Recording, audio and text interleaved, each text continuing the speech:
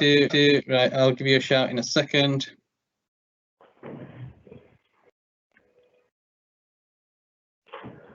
Okay, Alex, and you are live. Good afternoon and welcome to Power BI Lunch and Learn. My name's Alex Taylor. Today you are joining us for episode 5 of DAX, Variables and Edit Interactions. We've got talks from Lewis Holmes and Ben Howard. And let me just quickly go through our slides today. So Lewis will be talking through the X formulas and variables to use calculate, filter and variables. And Ben will be talking through edit interactions, so editing interactions and removing all critical data points on a chart.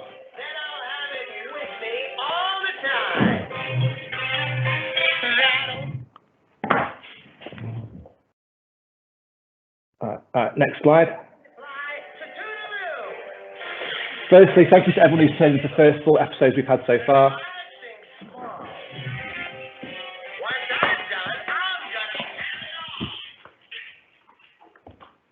Apologies, we are having some technical issues around Alex's end. Alex, apologies, guys. Yeah, we sorted. Sorry, I'm just trying to child mind and today on my day off. Sorry about that. So yes, about Power BI Youth Group, we've been going for over 3.5 years. We've got over 2,000 members, 5,000 followers, well actually 6,000 followers on LinkedIn, and we meet up face to face. I said I know a lot of people who attend the first 4 or 5 sessions will have seen that about the youth group. We have got a session next Thursday, so I will be sharing details about this next Wednesday session for our quiz. So it's Power BI Youth Group is a fun, interactive session. We have speakers attended attend from all over the world, we will be sharing our slides after today's session in the shared drive.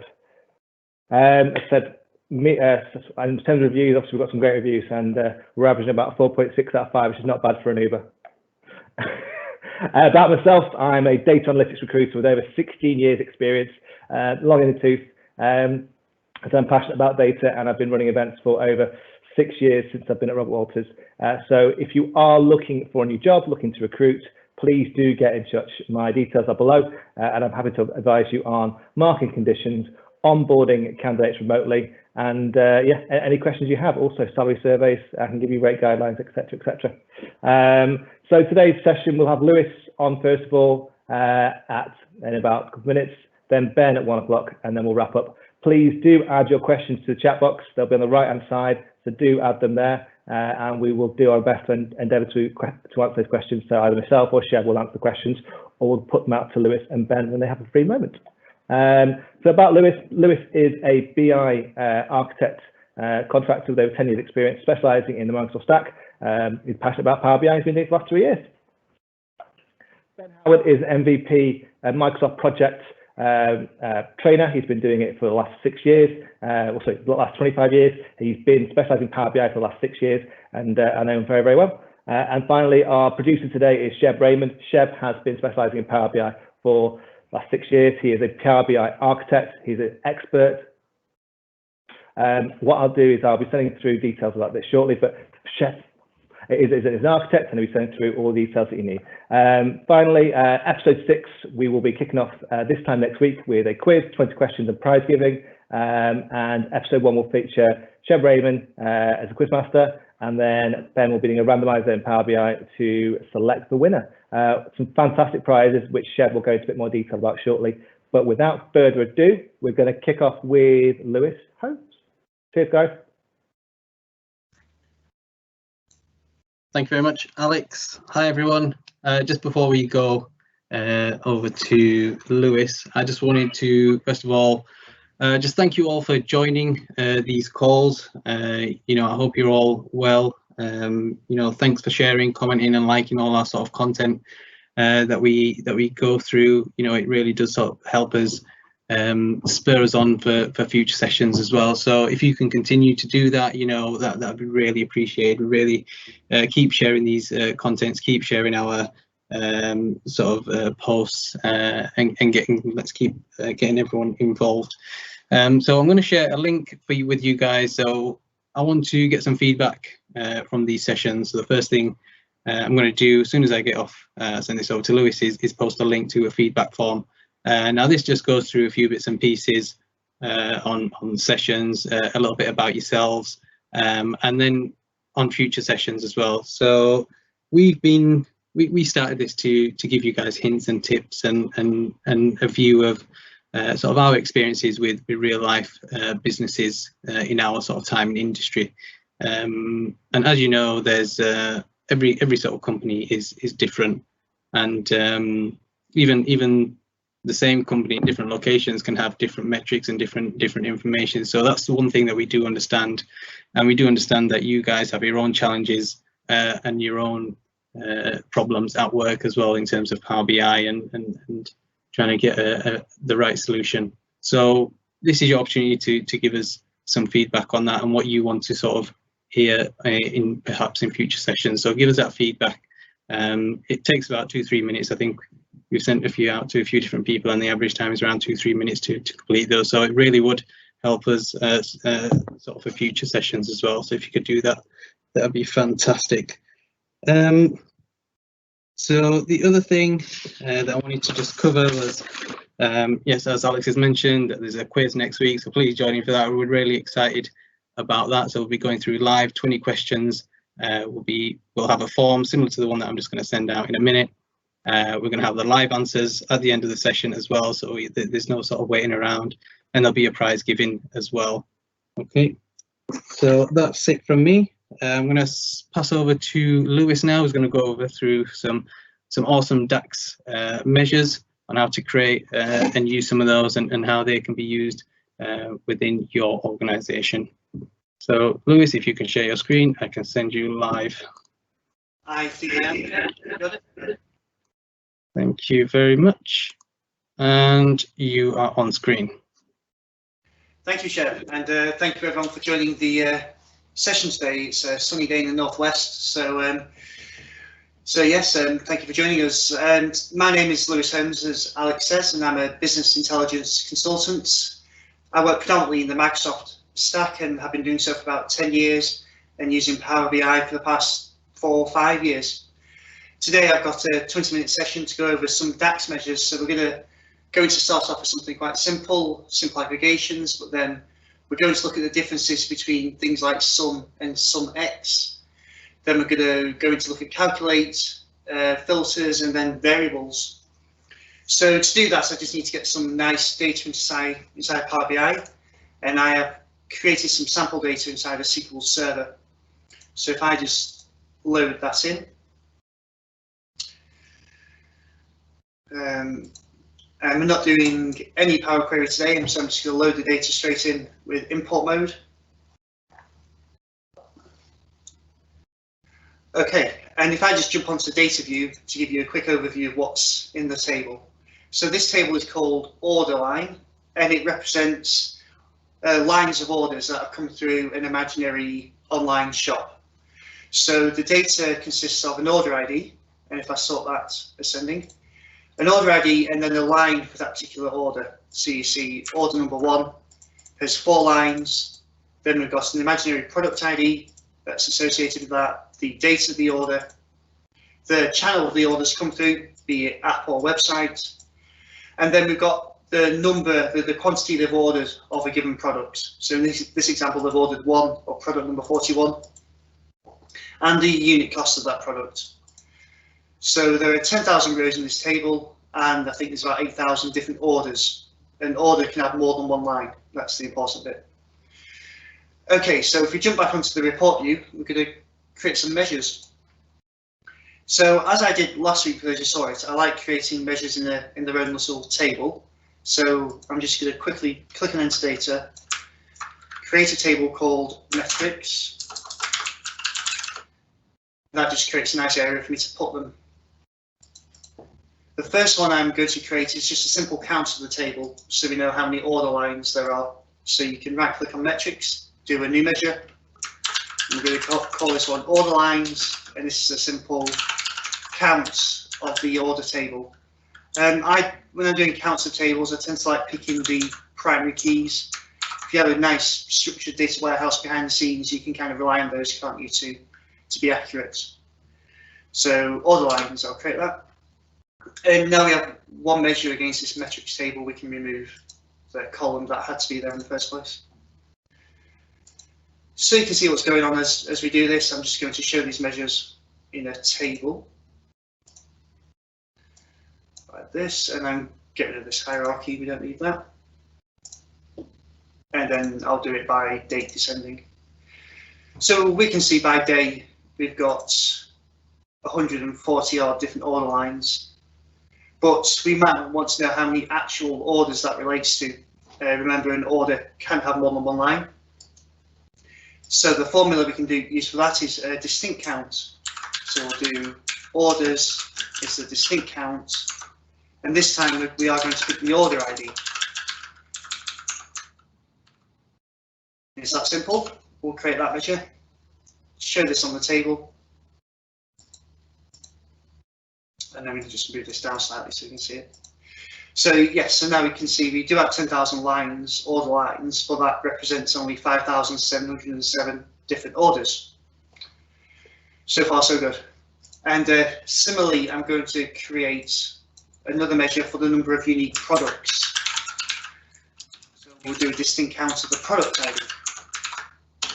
So there are only 50 different products for this web store, but on a given day, they're selling in the high 40s number of different products. So that's showing most of their inventory is being sold every day.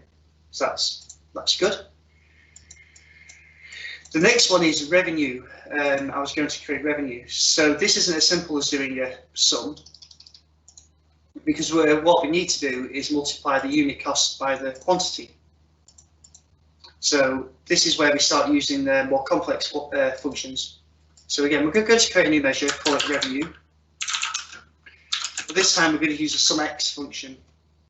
So the difference between sum and SUMX is it allows you to write an expression, and it allows you to specify the table you're summing. So we only have one table. We'll go to the order line table, but instead of just naming one column as you can do in the sum, in SUMX you can reference multiple columns. So we are going to reference quantity times unit cost. So the X functions, SUMX, COUNTX, they evaluate on every single line of the table that's referenced. So this is the order line table. So on every line it will go through and it will calculate this, and then it will give you the sum across the whole table or across the context you've selected in the report. So when we create this measure now, we can bring it into our table, and now we have a nice metric that's showing us revenue per day. That wouldn't be possible with the normal sum column. You would have to use SUMX to do this expression here. Now, the revenue metric is something that's quite prominent in businesses I've worked across, and then they always want to know revenue broken down by different sort of streams. So as I showed you at the start, there is a channel property against all the data. So it won't be uncommon to be asked, what is the revenue just for the web or just for the app? So the way we can do that is by using the calculate function. We can call this app revenue, and we are going to use the calculate function, and it allows you to filter a expression or a measure. So you can put a measure in here, but then you can apply a filter on it straight away. So the filter could be channel equals web, and that's fairly simple, isn't it? So we are calculating the revenue metric, but we're applying a filter to the table saying we just want to know the web revenue, and it's not worked because I did web and not app. There we go. So this is the revenue from the app, and I think similarly I'll create one for the website.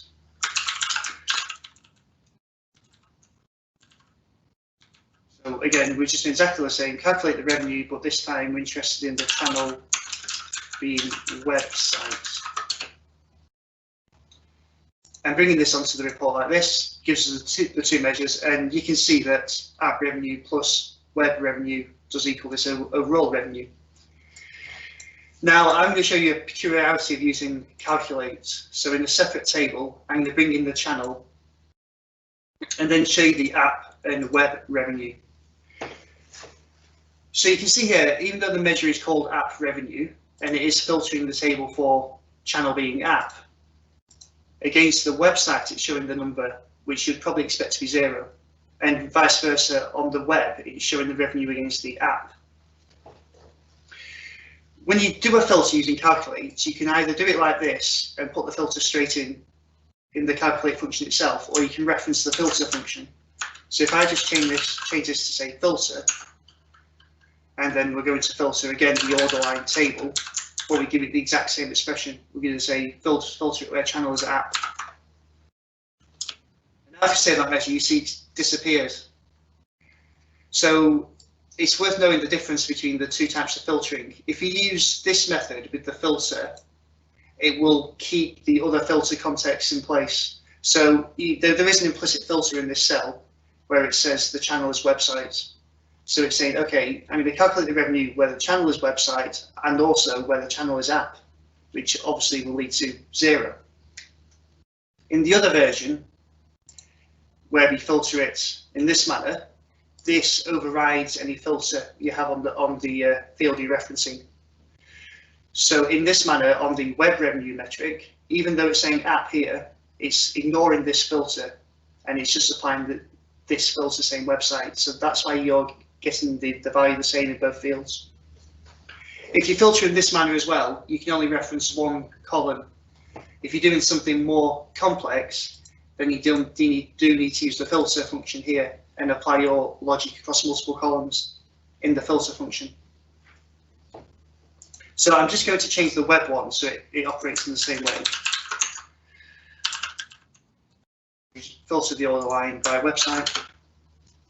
And a tip I can give you where you see instances like this, where it's not returned any results because the user's filtered down into such a way where there aren't any rows. That it doesn't always look the neatest. So what I tend to do is just do +0 at the end of the equation, and it pops a 0 value in there. That just tidies it up nicely, doesn't it? Very good. So that gives you a quick overview of the calculate function and how it interacts with the filter function. Another measure I'm asked to calculate fairly often is the average transaction value for an order. So you may think that's fairly simple. You can take an average of you get the revenue divided by the order. However, what we first need to do is calculate the total revenue per order at order level. So this table, remember, contains many lines. If you just calculated the revenue and averaged it, you'll just get the revenue per order line, not per order. So we need to create a slightly more complicated measure in DAX. So to highlight what I'm doing, I'm going to create a DAX table briefly. So under the modeling tab, you have the option to do a new table. And if you select that, it will allow you to write a DAX table. So I'm just going to call this orders. So this is going to be a table that's at the level of an order. And there's a really handy function in DAX called summarize. Summarize works exactly as the group by function does in SQL Server, if you're familiar with that. You give it the columns you want to retain, and then you aggregate the other ones. So you could think of it as a pivot as well, if you've done that in Excel. So we are going to summarize the order line table, but we're going to summarize it at the level of order ID. And then we want to aggregate the revenue column. So we're going to call it order revenue. And the expression we're going to use, we could write quantity times unit cost here, but we do already have the revenue measure, so we'll just bring that one in. So now we have a new table that's present, and so it's a DAX table. You can see it in the relationships, the order level table, and you can see the data that's inside it. So if I click on it here, we can see it's a very simple table. It's only got a line per order, so 5,707, and it's giving you the total revenue per order. So now you understand what this summarize function is doing. I'm going to use it inside a measure to calculate the average transaction value, because what we do want to show is the average of this column, don't we? The order revenue column. So I'll jump back onto the report view, and I'll just create a new metric. I'm going to do ATV, shorthand for average transaction value. And I'm going to just create a new line. Don't be scared of using lines in DAX. It helps make code clearer, especially if using variables. So we are going to create a variable now, and we're going to call it order level table, just to be extra clear what we're doing. And we're going to give it that. Oh, I thought I copied it, so I'll write it again. We're going to summarize the order line table, bring in order ID. We're going to calculate order revenue.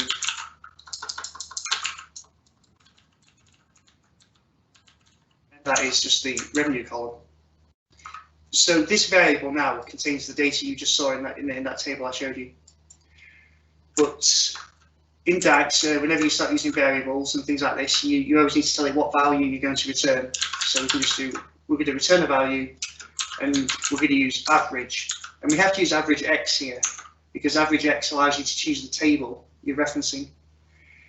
And a handy feature of the X columns is it doesn't have to be a table that's in the data model, it can be a variable table.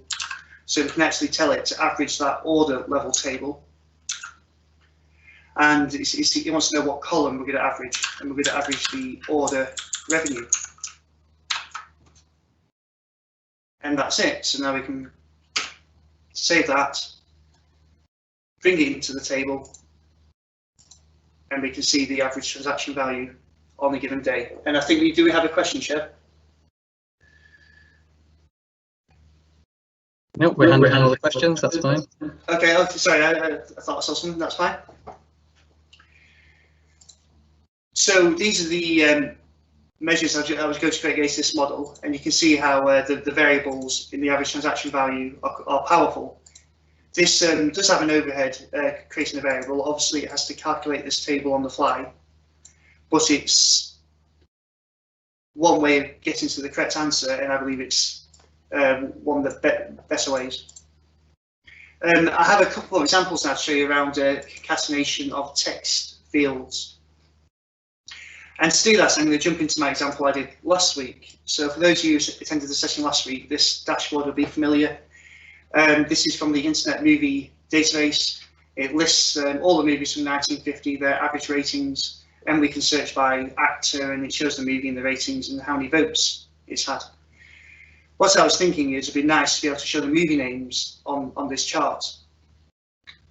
So if you select an actor such as Robert De Niro, which is his full name, we can see his number of movies he has there. But it'd be nice to see the movie names themselves, wouldn't it? So the way you achieve that is by using the CONCATENATEX function. So I'm just going to create a new measure. Say movie names. And CONCATENATEX. If you use the normal concatenate, it's just about joining two strings together. But if you're doing a measure over a table, you need to use CONCATENATEX. And this is going to be the title, or I call it title, but it's really the movie table.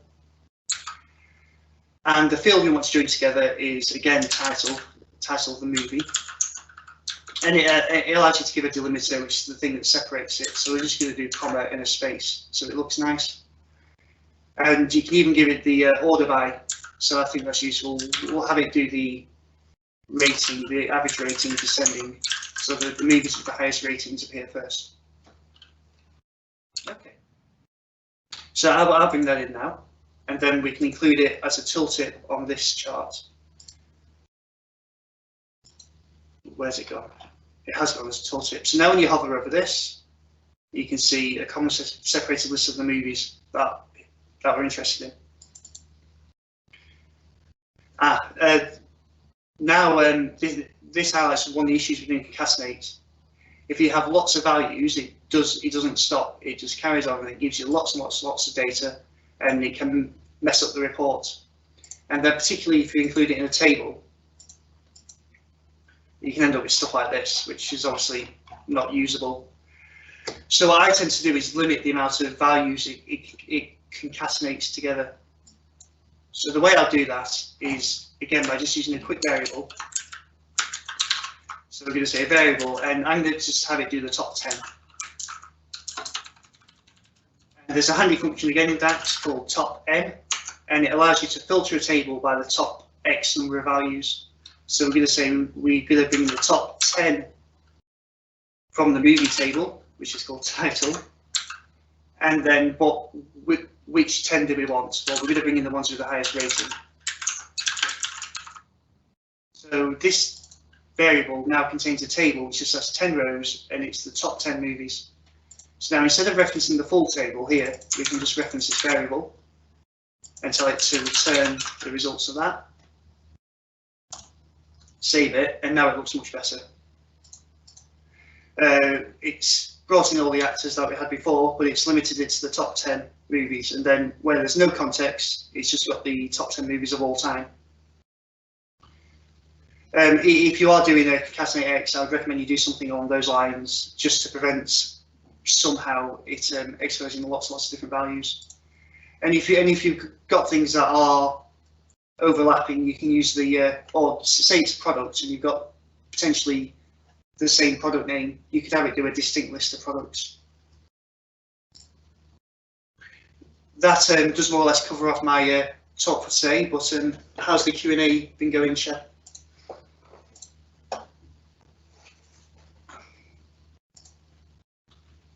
Hi, Lewis. Thanks for that. Yes, Q&A is going well. Okay, so we've got a question here.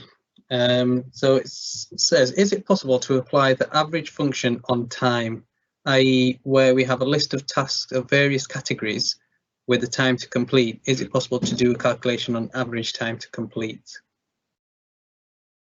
So without seeing how the data is structured, it's a bit difficult. But if you have a table that describes tasks and you've got a time field in there, you can average a time field, can't you? Pretty sure you can. Yeah.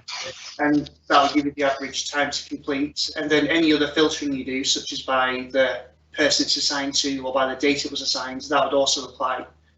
Or you might want to use the filter function to remove the date filtering, so you can just see over the entire period how long, what's the average duration.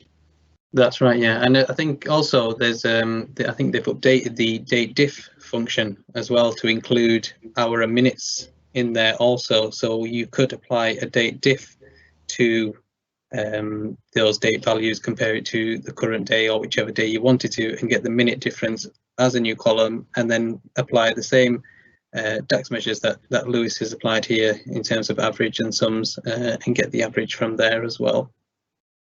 Indeed, yeah. Excellent. Another one, is it necessary to type return when you use variables? I think it is. I always have done. Yeah, I think that's right. You have to return a value from a variable when you do that. Okay, you will get an error, I think, otherwise, because if you're using variables within a DAX function and then not returning anything, there's no point of having the variables there in the first place. Okay, that's it for the questions. Thanks for that, Lewis. We're going to switch over to Ben now. So Ben, if you can share your screen, that'd be fantastic.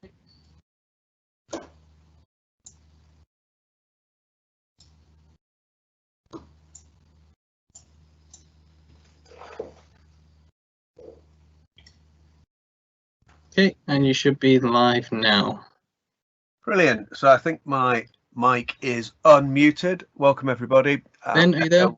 Yeah, I am. Yeah, I know. Just playing with you. Carry on. Just play with me. Oh, weird bloke, weird bloke. So my mic is unmuted. I echo everybody's thanks for attending, and what a lovely day it is. So what I wanted to do was take you through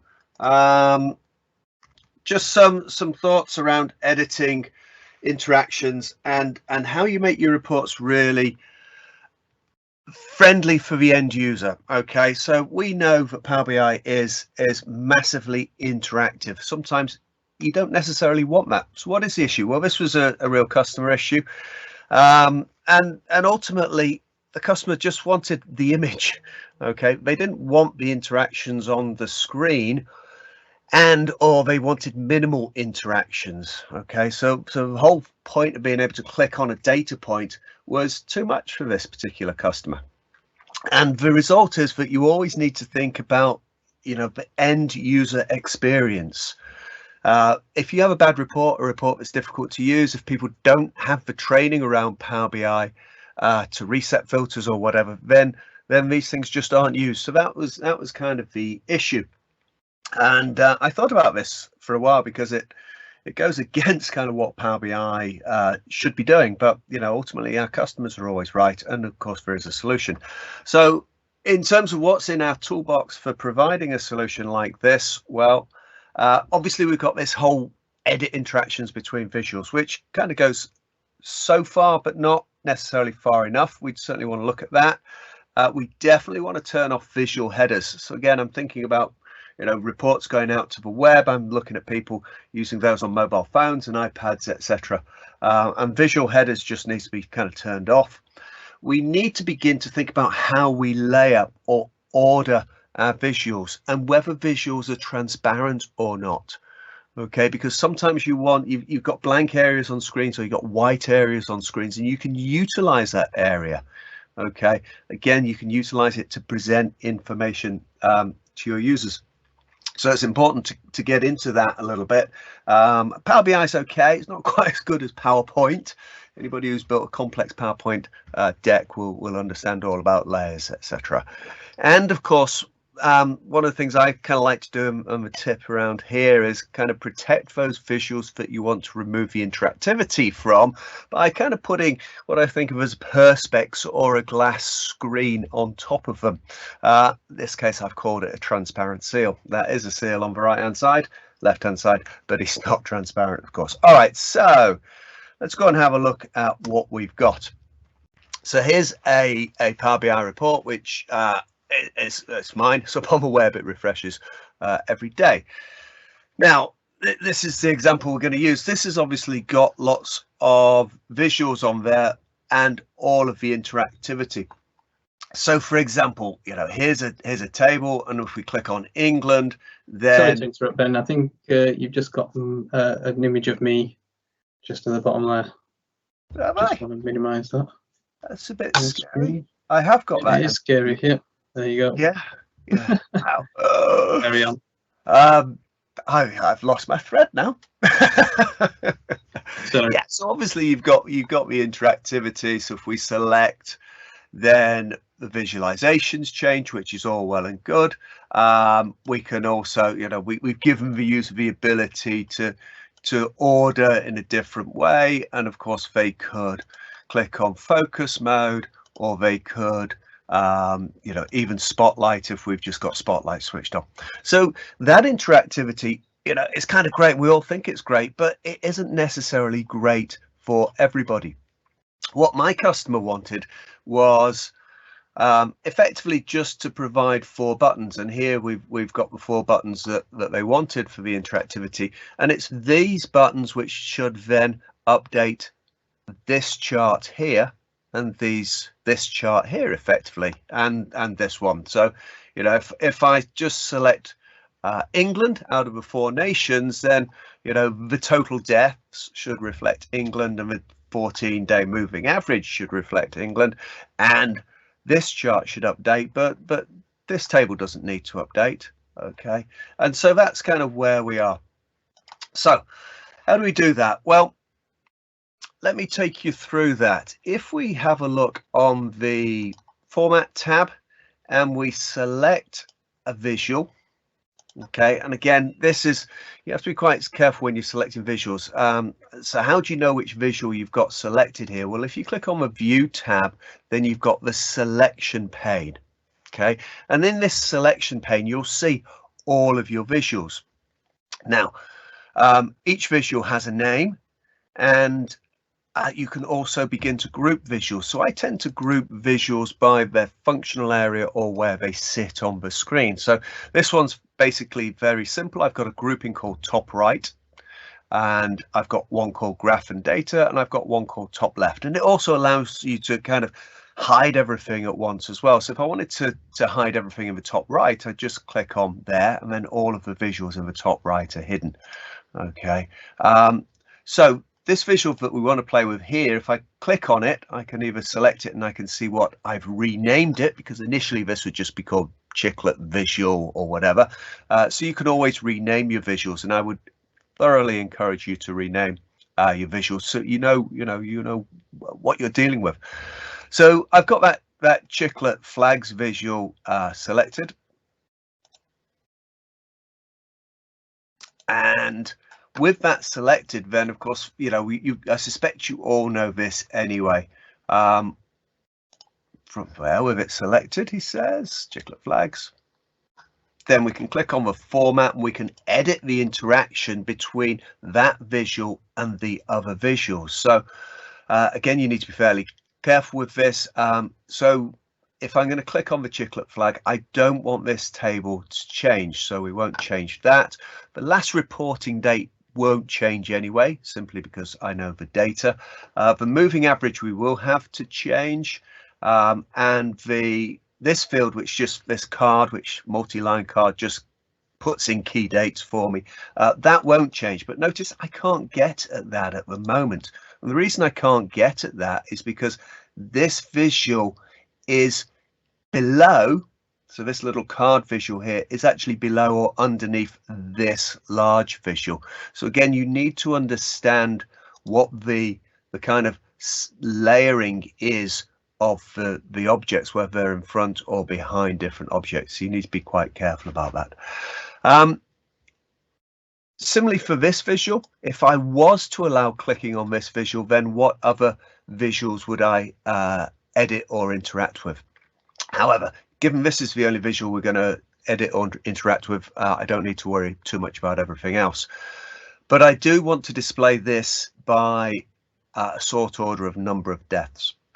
So that's the first thing. We kind of get this set up, and then we go through and we turn off all these lovely interaction buttons. So let me just select area and depth. So this is a good way of doing this, just by clicking on the selection here. Then of course you can pick up the formatting and just turn the visual header off for that card, for that item. We can do the same for card depths, the card reporting one. It's all a bit dull and you never get it right first time, but we'll do that. We'll do the 14-day moving average. We'll do the chiclet flags. We'll get rid of the visual header on that. The text, which says click on the flags, for container, which is just the piece around it, and the title, which says COVID-19 deaths. We can get rid of all of those. So pretty much, oh, and the footer, of course, right at the bottom here. You should always say where you get your data from. And so the interactions are turned off. Now, it doesn't look like that when we're in the report editing it. So I really need to publish this. So let's just go and publish that report and just have a look at those. Make sure those interactions are kind of turned off. Oh, come on. So we'll publish that up to Power BI Lunch and Learn. We've already got that report there, fair enough.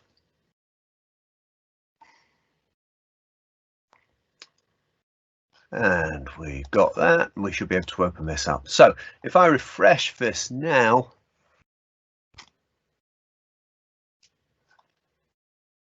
then we should be part way to our solution.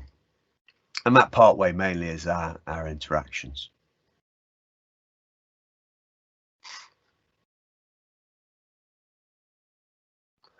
Okay, so this should still work as we thought it should do. That's okay. We're not changing this interaction, so that table stays the same. And in terms of visual headers, as I mouse over things, I'm not really getting any visual headers popping up. So quite happy about that. But I've still got some interactivity, right? I can still click on this data point and say, whoa, that's England. And there were 1,100 deaths that day. Or this little data point here is Scotland and there's 5.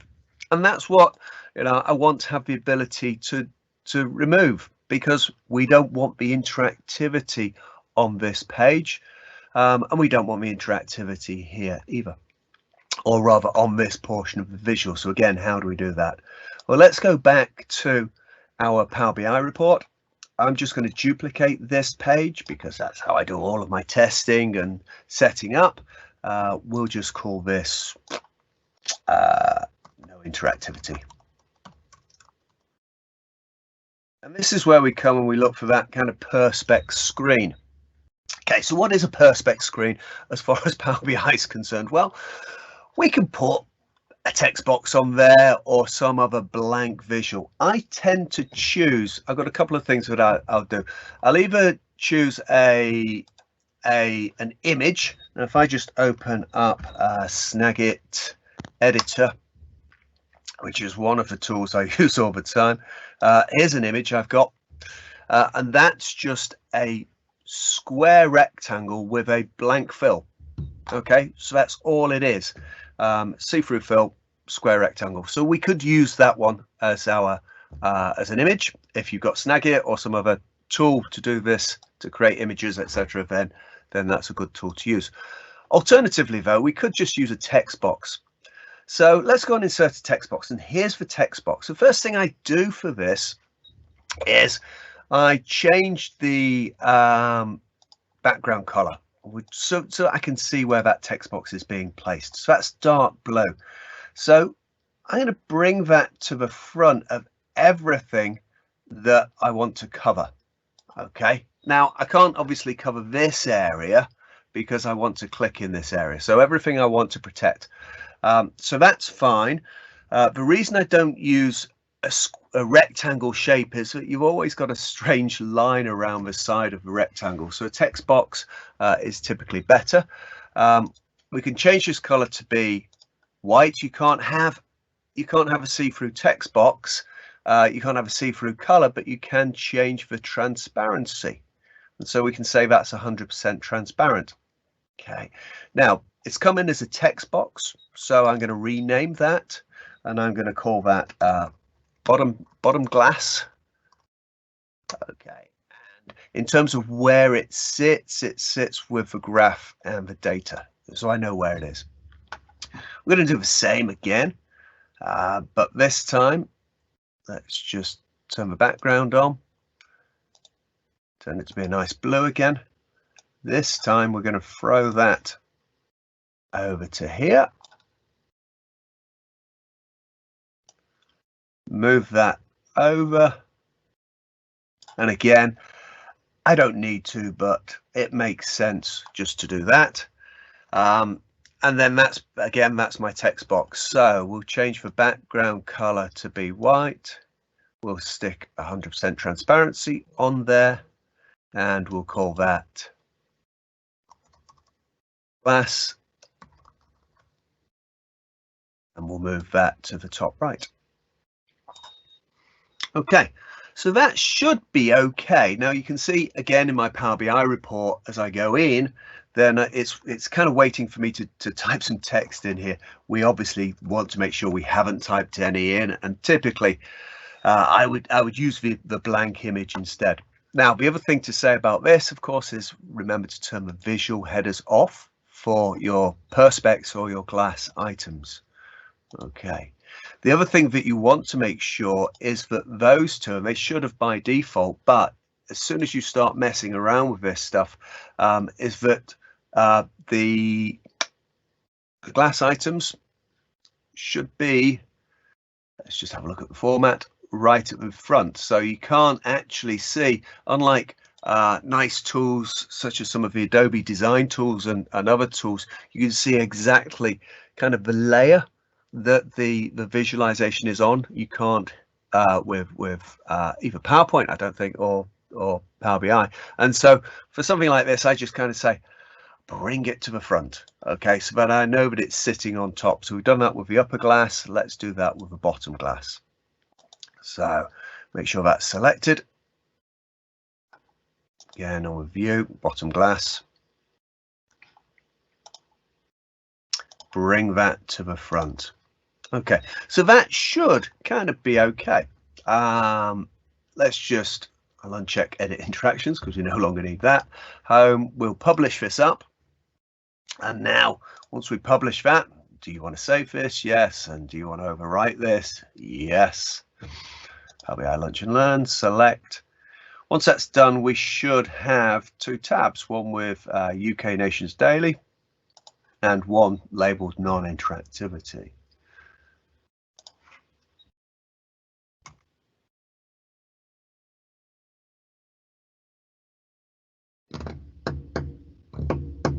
Drum roll.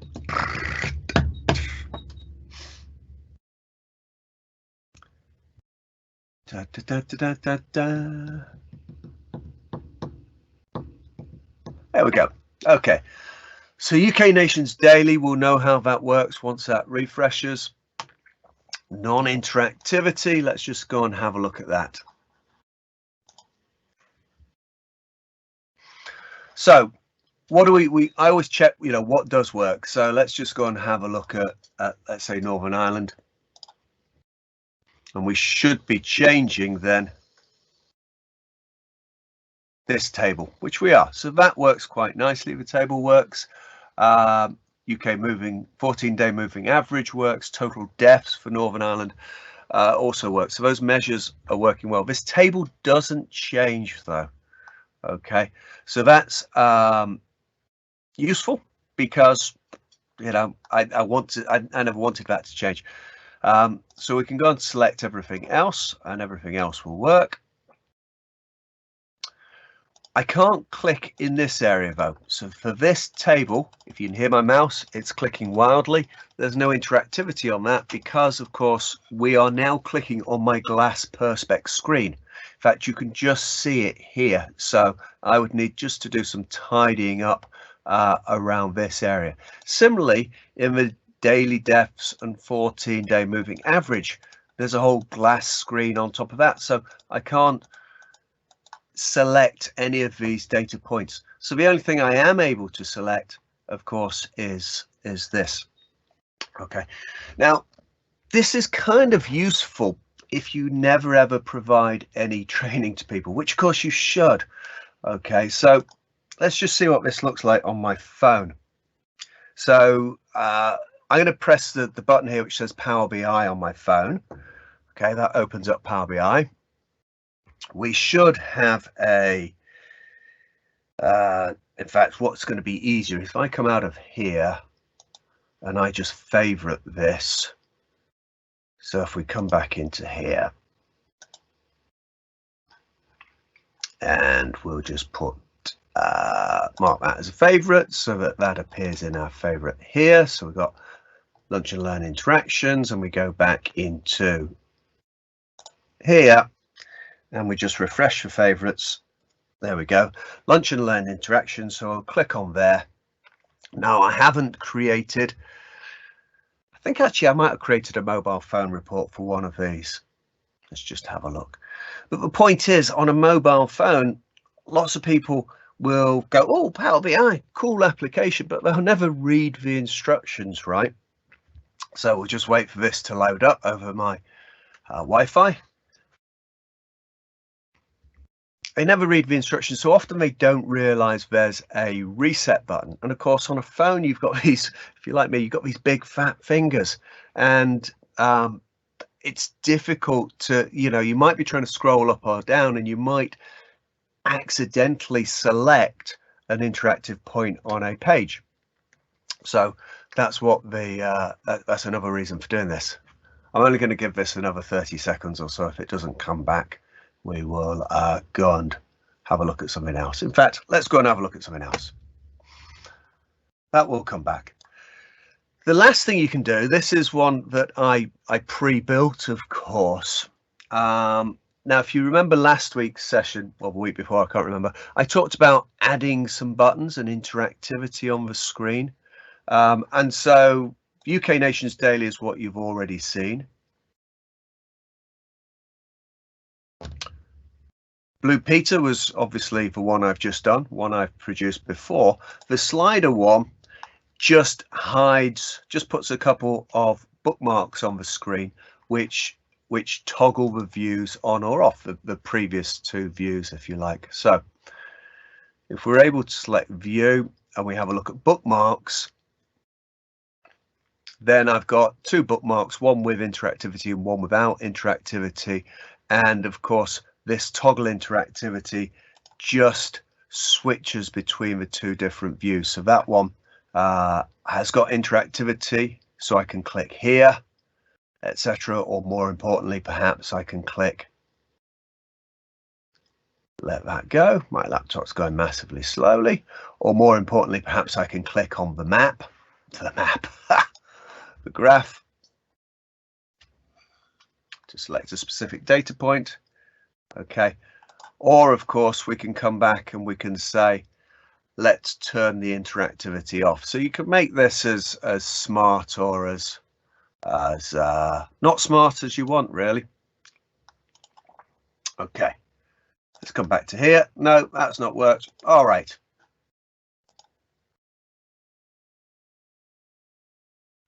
We won't bother toggling that one. Okay, so that was it really. Just as a recap, what I did do ultimately, there's a few things to take out of this. One is, get to know that edit interactions button, because that's going to be a key button for you in terms of editing interactions between this visual and any other visuals. Think about where your visuals are layered. So for example, these two visuals sit behind this large graph here, but this large graph is 100% transparent. So that's okay. Soon, of course, this visual, this 405, this 14-day moving average will have to move down here as this graph moves over. So get to understand the layering of your visuals.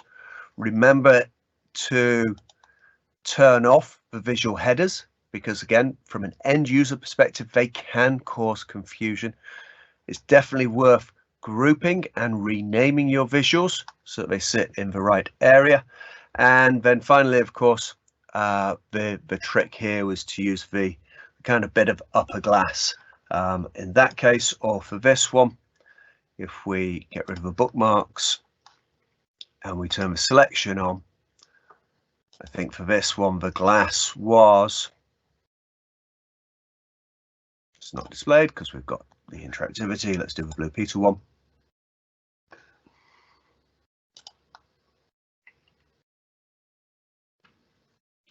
Top glass was, we can't see it. Yeah, yeah, it was just an image. Okay, so it wasn't a text box, and perhaps an image is better. You can see it here actually. So that was just my blank image which I'd brought through from Snagit.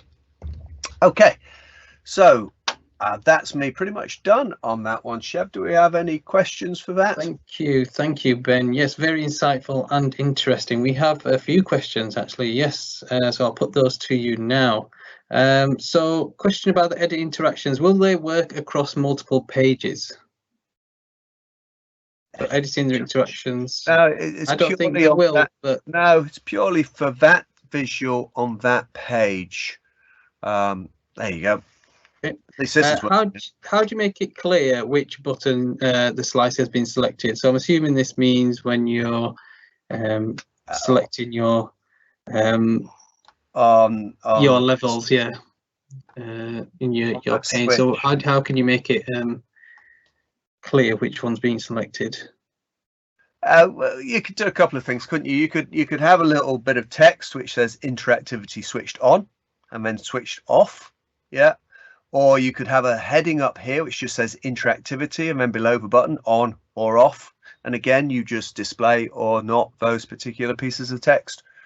I'm sure our friend Lewis, of course, could work out some automatic DAX measure for it. Potentially. The other thing you can do is to give it a little border, so when you do select it, you can sort of see that border around wherever that's appearing, and remove that when you're ready to publish. That's another way to do that. So there's a question about you covered the card visuals as well, so but there's no interaction with those. So what was the reason you covered those, or was that just well, yeah, if you click on a card visual, you're never going to get an interaction either, and so that was it.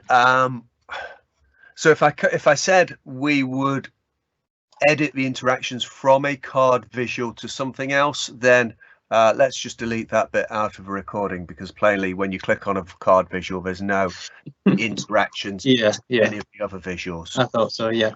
I guess it's a way you can limit that as well, and if you do have the header options, that will remove that from there as well. Yeah. Okay, so something about the rolling average. So how was it that you did the rolling average on there? Well, I'd have to, let's go and have a look. Is it another session, or can we have a quick look at that? It's a measure. What do I call it? 14-day moving average. It's just a DAX measure, which is that. So for this particular model, we've got a date table, which obviously is linked then into the daily change. Sorry, one of these values, probably, I can't remember, but with this data we get a reporting date, and then very simply, you can go and Google your how to create a 14-day rolling average, and that was it. And there's also the quick measures as well. Quick measure as well, isn't there? Yes. Use as a rolling average. So if you go into the quick measures, there is an option for a rolling average there, and you simply drag in your measure, your date field, and the number of points I think that you want to include on there, and you can simply create that, and that will create you an average value there as well. That was a question. In fact, in truth, that's probably exactly what I did. I've slept since then, so I can't remember. But I did have another one of these reports because this data is just from a visual end user experience. This data is very up and down. When I looked at this and put it on a 2-week period, so I graphed for data by week rather than by day, and then I had a 2-week moving average, and you could really see this trend line coming down very nicely, and you could see the week-on-week trend line for all of the nations coming down very nicely as well. So what was interesting very early on when we did this was we only had maybe 2 weeks worth of data, so we were looking at 14 bits of data. Now we're into this for 8, 10, 12 weeks, whatever we're into, more than that.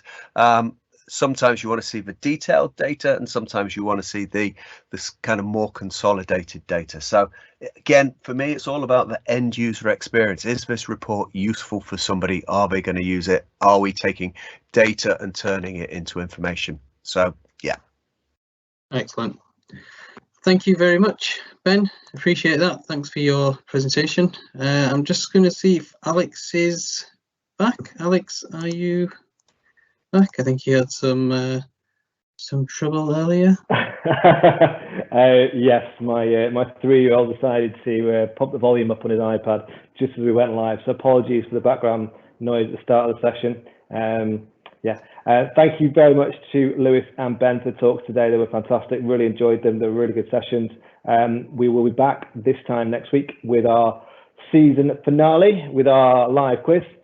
So do get involved. The prize is on offer. We're going to have Power BI books, Power BI t-shirts, and a few other things.